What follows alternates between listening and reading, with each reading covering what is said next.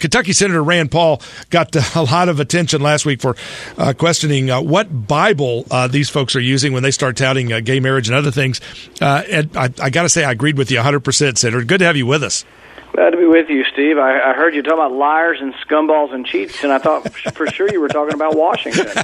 Unfortunately, we see much the same in our state legislators that we see in Washington sometimes. I know you're trying to focus on something that's kind of beneath the surface. It's not getting nearly as much attention as what Reverend Wright has to say or whether Mitt Romney put a dog on top of his car. But the C of the treaty, or as I love to say it, the law of the C of the treaty, the lost treaty is coming up, and it's not getting a lot of attention. But, man, our rights are under assault. Well, the funny thing about this law of the sea treaty is they say, we've got to have it. It's imminent. It's so necessary. You know how long it's been pending? It's like 40 years old. They've been wanting us to sign this for 40 years, and apparently we've been surviving just fine without signing it. But it's like a lot of other things. They want to subject American sovereignty to international laws for which your representatives don't vote for. And we're discovering more and more of this. You know, that case against Gibson Guitar, they're trying to prosecute them criminally for things that are Indian laws that were created by the parliament in India, but not by the U.S. legislature. So we're finding more and more of this, and the law of the sea treaty is a perfect example of how we shouldn't submit to international law or foreign laws.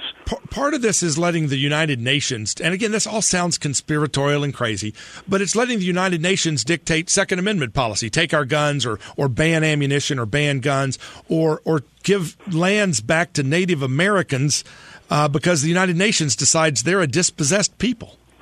Yeah, and the bottom line is there's just one fundamental thing that is wrong-headed and we shouldn't accept, and that's that we're going to let international bodies like the UN vote for things and pass binding laws on our people, or that we should ever feel bound to a foreign law.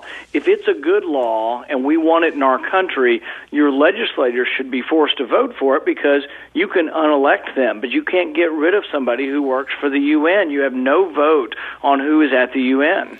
And part of the challenge is we've even got Supreme Court justices now saying, that Constitution thing, it's not really all that it's cracked up to be. We've got legislators who've sworn to uphold the Constitution, Supreme Court justices who've sworn to uphold the Constitution, and yet they're treating it like it's written in pencil.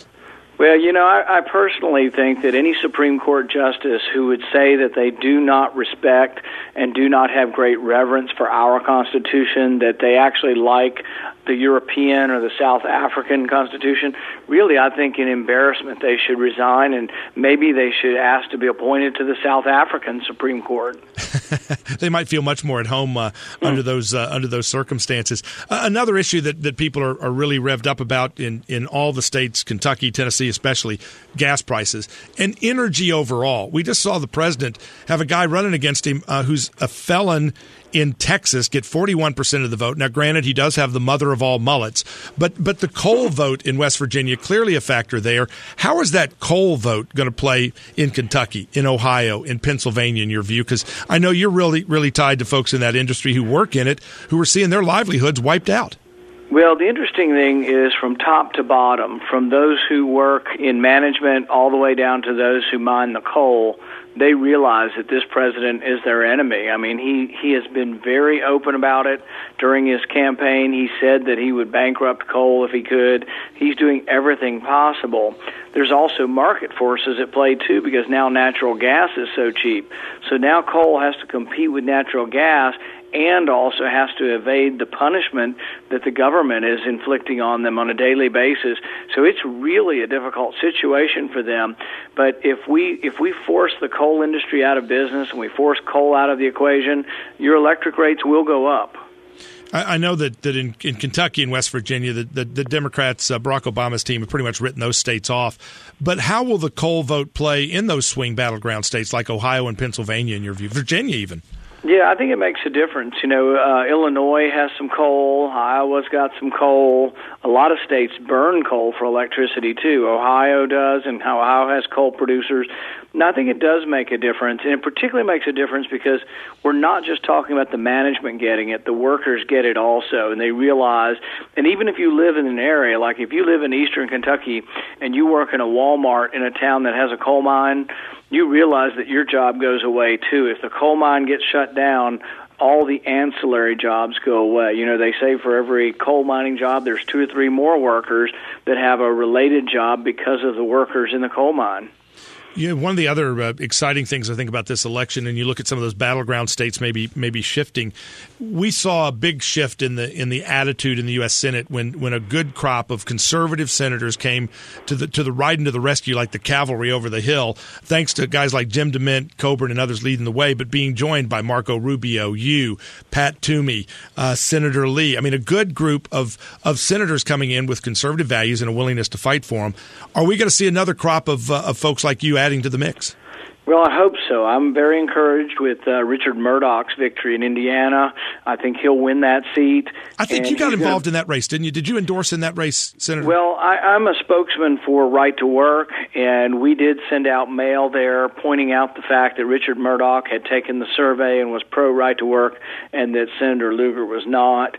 Did I do a formal endorsement? No, but we sent out a lot of mail, or Right to Work did, mentioning the fact that Richard Lugar had not voted correctly on Right to Work or filled out the survey. And it's a little difficult to take on one of your colleagues. Are you playing? I think you're doing something in Texas for Ted Cruz also.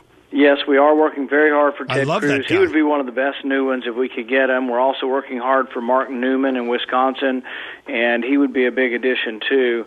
And so that's a big battle up there in Wisconsin because the former governor, the Republican Tommy Thompson, was also closely aligned with the president on Obamacare, and we want to make sure everybody in Wisconsin knows that because that's not what we need more of. I worked with Tommy when he was governor, when I worked in the White House, and great guy, nice guy, but will not bring the conservative values to the fight like Newman will, like a Ted Cruz in Texas.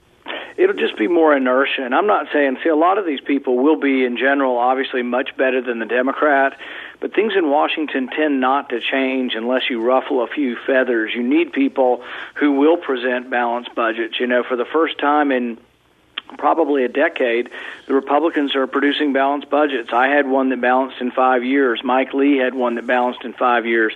Senator DeMint supported both of these budgets. So there really is, for a change, someone up there standing for balancing the budget.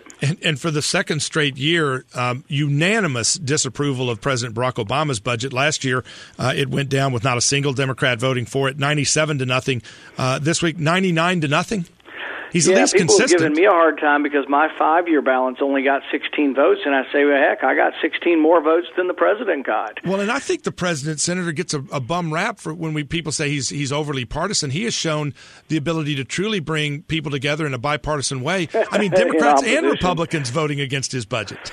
Yeah, and the other thing is we have so many people in our country, particularly in the media, that want to create this narrative, oh, why won't you compromise? Why won't you compromise? My point is, how do you compromise with a party that has no budget? So I have a budget. I'm out on a limb. I'm saying this is how we fix entitlements. This is how we reform taxes. Where is your plan? If you want me to compromise, come up with a plan so we can split the difference, but we can't compromise if you don't. In fact, I'm advocating that the Democrat senators turn back their pay because they didn't produce a budget. They aren't doing their job. For 3 years, and it only takes 51 votes to pass a budget. They've got, 53, 54. They could pass one tomorrow. Absolutely. Shouldn't be a problem for It's them. that gutless business of not wanting to be for higher taxes or for spending cuts because somebody might get mad. You're going to make somebody mad if you do something. Senator Rand Paul, thank you for the great work you do, and we'll catch up again soon. Keep up the great work. Thanks, Steve.